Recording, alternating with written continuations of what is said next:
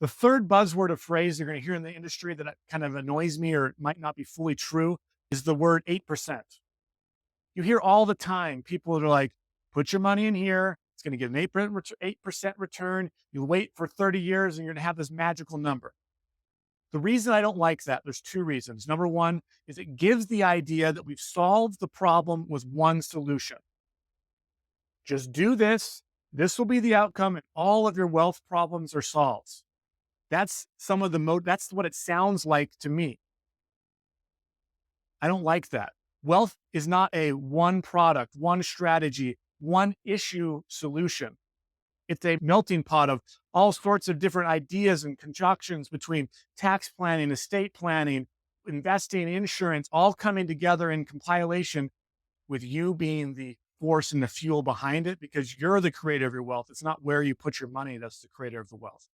And oftentimes, I believe that we fall into a trap of believing if I do that and just wait, that it's going to work out for me.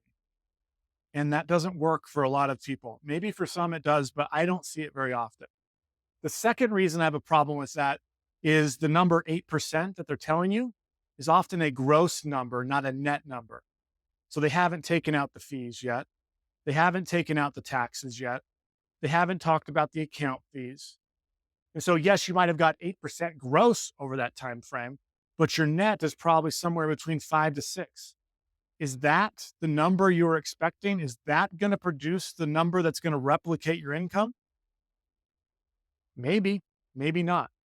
So I just don't like when people make these broad stroke statements like 8%, just get it into the market, get into the index funds, and there's some subtlety there that I don't like.